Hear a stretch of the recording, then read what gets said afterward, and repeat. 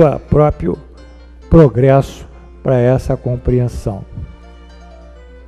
Finalmente, o capítulo fecha com a existência de Deus. Ele procura comprovar a existência de Deus, não é? Então ele usa um raciocínio que nós chamamos axioma, que é usado muito em matemática, nas ciências. Toda causa produz um efeito, causas inteligentes produzem efeitos inteligentes. Isso aqui é ciência. É um argumento lógico que é utilizado em matemática, né? Como dizemos,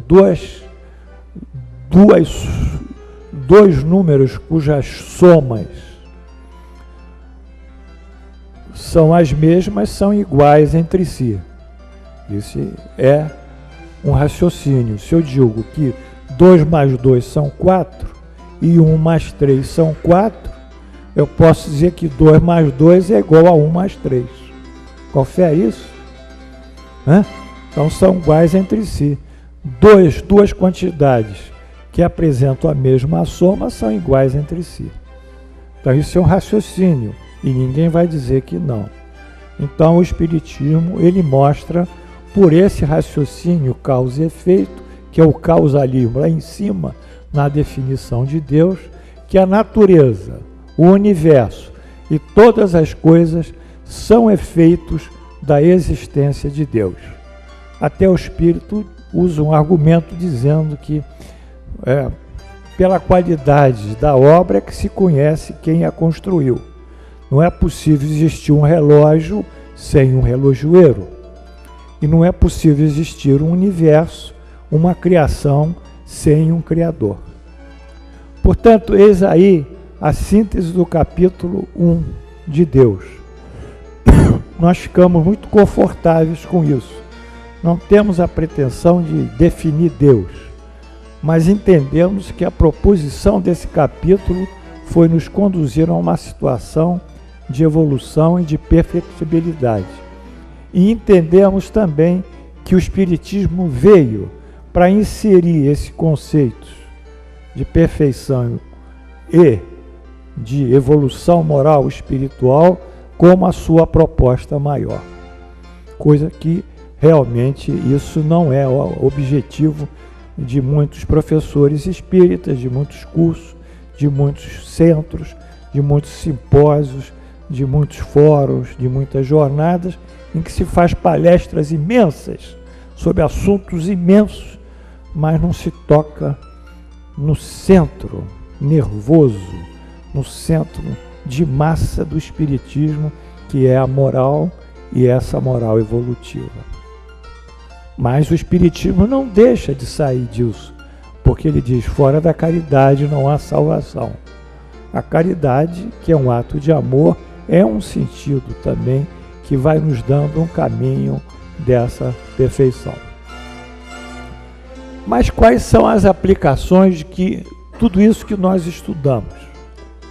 Se nós não dermos aplicação, nós seremos o quê? Faremos o quê? Uma pesquisa teórica pura, não é? Somos pesquisadores teóricos puros, ou fazemos uma pesquisa pura, não aplica nada, fica só rodando dentro de si mesma. Mas, para que o conhecimento ele tenha um avanço, ele tem que ser aplicado. Não é isso? Porque a pesquisa de hoje, a investigação de hoje, vai gerar tecnologia de amanhã.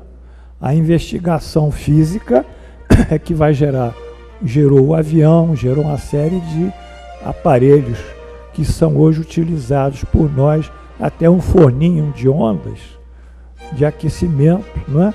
São fenômenos físicos que geraram uma aplicação prática. Então, se nós não levarmos isso para a prática, a aula não valeu nada, pode jogar fora. Ficou um estudo teórico puro, sem nenhuma aplicação para nós. Mas então, nós temos que aplicar isso no dia a dia, dentro desse conceito já que foi dito da evolução e da perfectibilidade.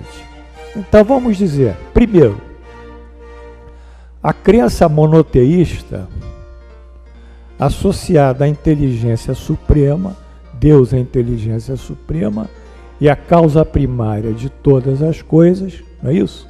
Isso que começa o capítulo, monoteísmo, inteligência suprema e causa primária de todas as coisas, nos faz compreender essa tríade, que tudo que acontece no mundo e conosco mesmo é uma perfeita expressão dessa inteligência. Então, nós não podemos fugir dessa inteligência.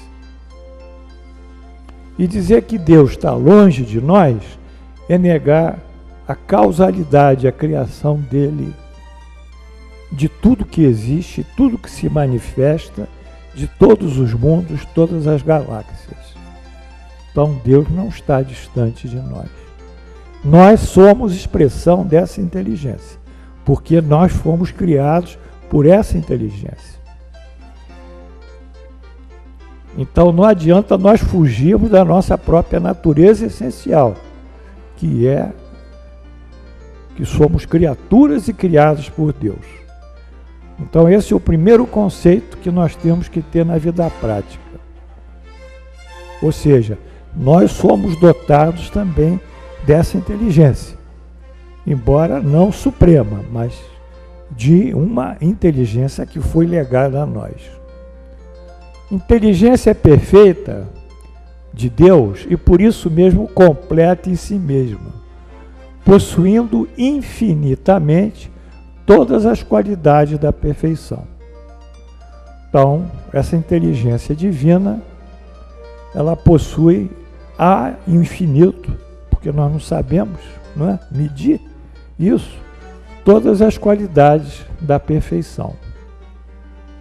E no caso, estende-se a consciência nossa, do homem, atuando através da perfeição, da justiça, do amor e da caridade.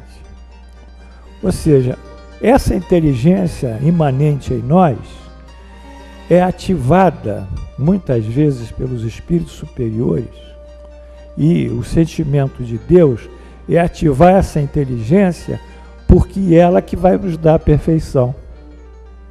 Essa inteligência ativada vai nos fazer cada vez mais virtuosos e perfeitos, mais sábios. Por isso os espíritos que nos legaram o livro dos espíritos e toda a codificação são chamados espíritos superiores, porque eles detêm a um só tempo o conhecimento da ciência, a bondade e a sabedoria, que é uma virtude. Ciência, virtude e bondade. Então eles são completos na sua forma de ser. Então Deus, ele estimula como se fosse um aparelho à distância, dando pulsos de onda para aquele instrumento ser ativado. A ativação que nós temos é esse princípio inteligente que é a criação de Deus em nós que nos legou. E é Ele que vai nos desenvolver. É Ele que desenvolve a criação. Ele que dá a beleza, a vida, o verdecer, o florescer. É Ele que dá o crescer, o desenvolver, o evoluir, o aperfeiçoar. Ele que nos dá, em última análise, o belo, as grandes expressões do belo. É esse processo imanente em nós. Então não adianta nós entrarmos em depressão e ficarmos nos queixando do mundo.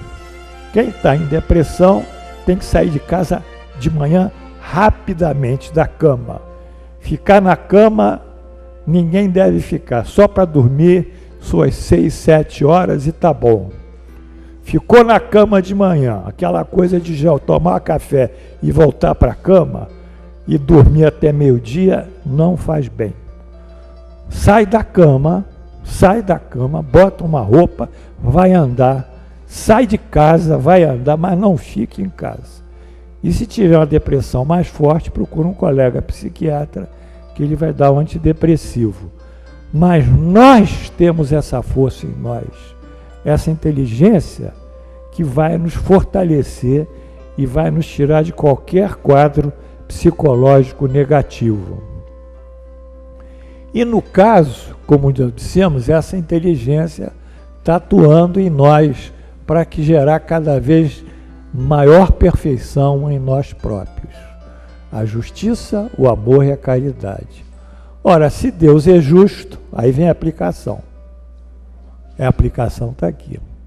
Amoroso e caridoso, como é possível gerar infelicidade, sofrimento e dor para todos nós? Eu tenho um amigo lá em São Paulo, colega, ele tinha uma filha, já mãe, casada, fez um câncer de mama e depois de uns 2 anos morreu. O cara ficou inconsolável, deixou de acreditar em Deus, diz que Deus não existe, Deus é um desgraçado, como é que Deus gerou isso, a infelicidade? A menina era uma menina maravilhosa, uma filha maravilhosa, e é verdade, uma mãe maravilhosa, uma pessoa maravilhosa em todos os sentidos, bondosa, enfim, como é que tirou uma pessoa tão maravilhosa daquela família, ou dos filhos, que são pequenos ainda, 6, 7 anos. O sujeito entrou num estado de revolta. Então, ele entrou num estado de revolta porque não entendeu ainda como se movimenta essa justiça divina, essa inteligência divina. Quando ele passa por essa circunstância, ele ou nós, isto, na realidade, se deve a Deus colocar essas circunstâncias e julgá-las necessárias para o nosso progresso espiritual, que por sinal são circunstâncias de sofrimento, são temporárias, mas cujo finalismo é a conquista da felicidade. Então, quando o mal existe, não propriamente como uma condição criada por Deus, mas sim como uma condição criada por nós mesmos. Ou seja, o fato de desconhecermos as causas dos nossos males, no caso ali, a filha do colega, porque ele é médico, pois muitos decorrem de vidas passadas, muita coisa de hoje é de vida passada, não nos autoriza a dizermos ser Deus injusto, ou declararmos-nos, então, ateus, renunciando à crença na sua existência, na existência de Deus, ateus, justiça e bondade. Então, nós temos que ter uma visão da vida passada, da vida presente e da vida futura. Há um capítulo no Evangelho segundo o Espiritismo, chamado, que tem um item, desigualdade das riquezas. Vocês estudaram isso, não é? Desigualdade da riqueza. Então Allan Kardec desenvolve por que essa desigualdade da riqueza. Porque há pessoas absurdamente ricas e até de caráter, mau caráter, e há pessoas no estado carencial e às vezes de miserabilidade, que é o último estágio que a pessoa pode existir, convivendo. Que injustiça social é essa? Que injustiça econômica é essa? Como é que Deus pode permitir essas coisas, permitir esses terremotos, esses cataclismos naturais, essas guerras, essas mortes? Enfim, se nós tivermos unicamente uma visão focada no presente, no referencial do hoje, aqui ou agora, nós veremos isso ser um ato injusto. Mas se nós retroagirmos ao passado, nós veremos que aconteceram fatos aqui no passado e que geraram efeitos sobre o que está acontecendo hoje. E o que está acontecendo hoje gerará efeito sobre o nosso amanhã. Então, para que nós possamos compreender a justiça de Deus, também temos que ter essa concepção de vida passada e vida futura. Então, a partir disso, nós, pelo contrário, continuaremos confiantes no amor e na caridade de Deus, resignadamente, sem revolta, no aguardar do tempo futuro, tempo dessa ou outra vida que nos responderá. E aqui Sófocles, que é um filósofo grego, diz muito bem: o tempo tudo revela e elucida. O tempo tudo revela, elucida. Se não revela nessa vida, revela na outra. Mas o tempo tem que revelar, porque o tempo é um fator em que nós caminhamos sobre ele para evoluirmos e aprendermos. Enfim, Jesus, conhecendo a justiça e o amor de Deus, nos disse: bem-aventurados que choram, porque serão consolados. Lembra, Mateus? Bem-aventurados que choram, porque serão consolados. Então, eis aí a aplicação dessa concepção de Deus para a nossa vida diária.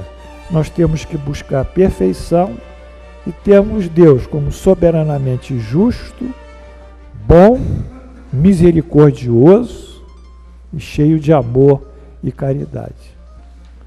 Agora, se Jesus diz: bem-aventurados os que choram, porque serão consolados, vocês podem me questionar: mas olha, mas o sujeito está morrendo lá na UTI, daqui a pouco ele vai entrar no coma e vai apagar, no estado de coma vai apagar, e está chorando. Como é que ele vai ser consolado? Porque em seguida ele morre. Quem que vai consolar ele? O que vai consolá-lo, já que ele vai morrer? Então, na realidade, aí está a concepção da vida futura. Se não houvesse a vida futura, tudo que Jesus nos disse seria uma falácia, seria um engano. Sem a concepção da vida futura, o discurso de Jesus não pode ser levado a um processo educativo nós. Então, quando as pessoas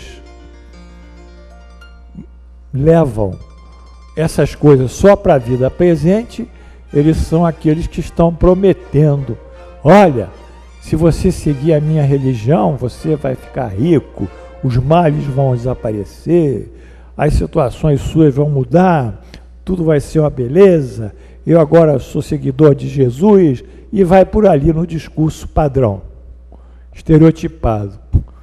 Mas, na realidade, eles negam o grande conhecimento, a grande fonte de tudo isso, que é a vida futura.